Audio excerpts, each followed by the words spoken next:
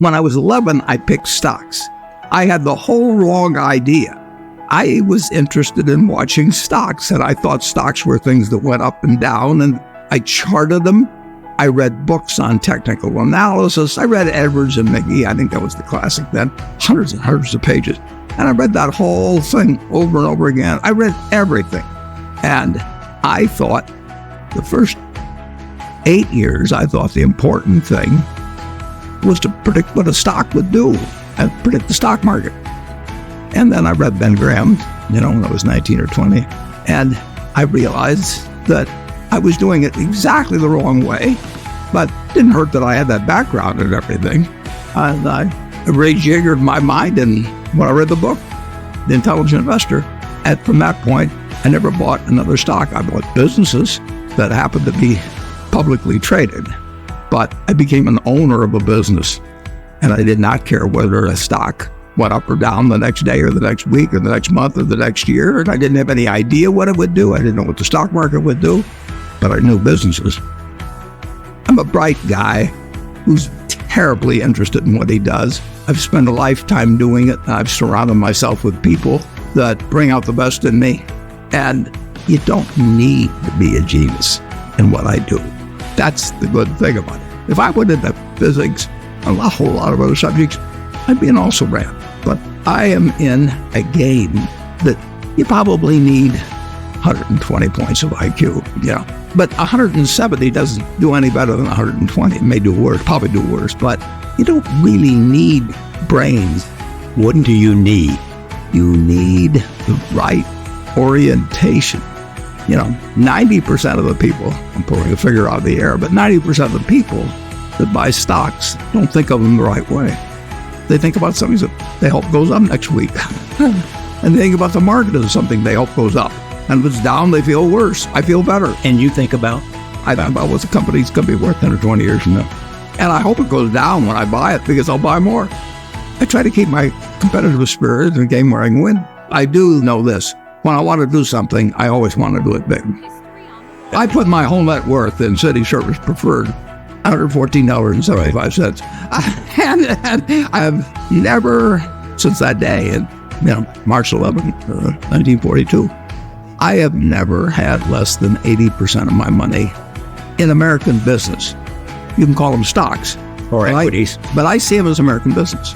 I've owned a piece of American business, at least 80% at all times. I don't want to own anything else. I want to own a home and, things my family wants and all that. But owning 5 homes doesn't mean anything to me, because I'm going to be happy at one home, and there's a certain amount of things that go wrong with everything. And if I got 2 homes, I know I've got more problems, and I know I have more happiness. What brings you the happiness? What makes me happiest is what I'm doing. I enjoy 2 things about it. One, I know I'll win over time. That doesn't mean I'll beat everybody else or anything like that. But the game is very, very, very easy if you have the right lessons in your mind about what you're buying. I'm not buying stocks. I'm buying pieces of overwhelmingly American business. And I'm happy when I'm doing it. I'm happier when stocks are going down, because I can buy more of them with the same amount of money. I'd be happy if I was a farmer. I'd want farmland to go down so I could buy more acreage. It just makes sense. I'll tell you the second thing I really like. I like being trusted by people. I would rather do what I do with partners than do it sitting in a room myself, even though I might make more money that way. Let's pretend there is no stock market.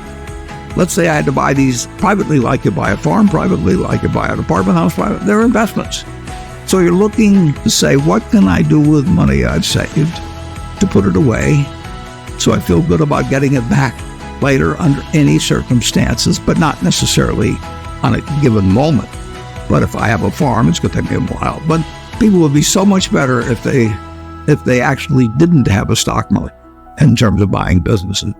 United States economy, and it's very easy to look at the statistics on it. More people, a greater percentage of the American population is wealthy now, or having more income now than they've ever had. And if you look at whether Bank of America will give you their average deposit, you just look at the wealth that's out there. That doesn't mean everybody's wealthy, but it does mean relative to any other period of time. I mean, people have more money now. They get mortgages at lower rates than they've ever gotten. So if they want to buy a house or something, right today, you live in an environment where the bottom 2% in terms of income in the United States, bottom 5%, and for sure the top 1%, all live better than John D. Rockefeller was living when I was 6 years old. John D. Rockefeller was the richest man in the world.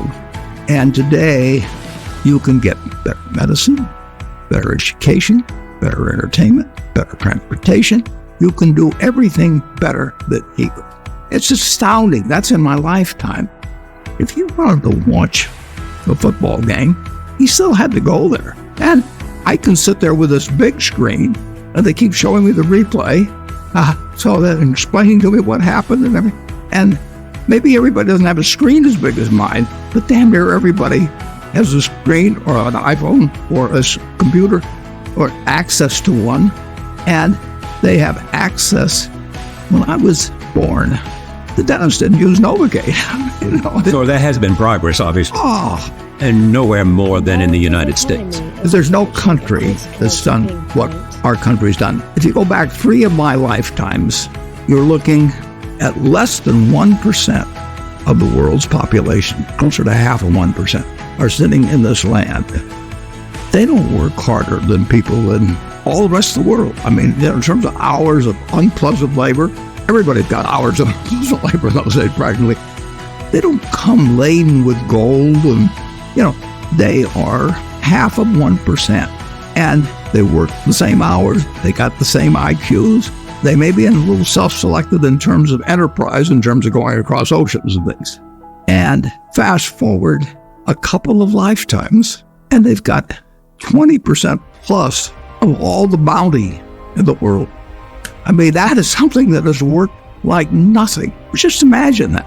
If you've gone to anybody, Constitutional Congress, in 1789, if you go to any one of the representatives there, and you said, I want to tell you what this place is going to look like, in 3 more of your lifetimes, your great-great-grandchildren are going to be flying in the skies, they're going to be watching sports all over the world, they're going to be entertained, their medicine.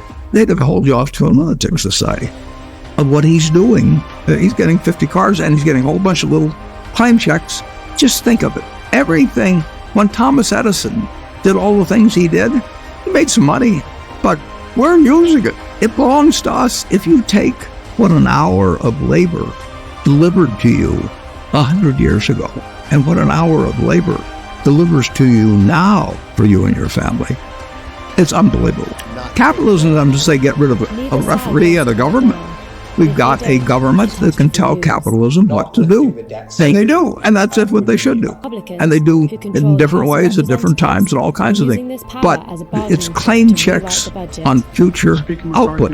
Then the claim checks belong to me, so if I want to buy 50 super yachts, I can do it. But what does it mean to me? It can buy more things for other people that are useful to them. It's not evil. The federal government is the boss in the end. And they shouldn't screw up capitalism, and capitalism shouldn't screw up the federal government. It's very simple. It's evolving, always. We started in 1789. We had business, and it's gotten far, far, far, unbelievably more productive for people. And the only thing it can do with what it produces is give it to other people. It isn't like the 50 richest guys in the country can say, I'm just going to eat everything. They're turning out products. iPhone that I have, which I'm probably the least capable guy in the world of working with it, but it makes life better. But that comes with government. So far, we've got the best system. We've got a better system than we used to have, and we'll have a better system 50 years from now. Why are you so sure? Well, I've seen 91 years of it. I've never seen a period where I didn't believe that. Not every aspect. We can go backwards in some, and no, it's not it.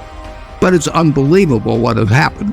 I mean, just think of it. We've had a civil war, we've had a Great Depression, we've had all these things. Pandemics. Yeah, I'll guarantee you we'll have something to get them next year and the year after and the year after.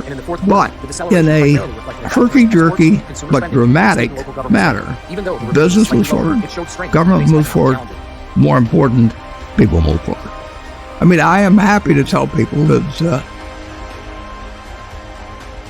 The same thing I've told them before, but they'll never get the message, most of them, but a few do, that the most, best thing to do if you want to invest for the long term is index. And it's the S&P 500 index. Right. And what's happened, of course, is that organizations like to grow. So they set up indexes on different industries, different countries. And as soon as you do that, you're violating basically what Jack Bogle said. He says you don't know enough to pick the right businesses, which means you don't know enough to pick the right countries, you know enough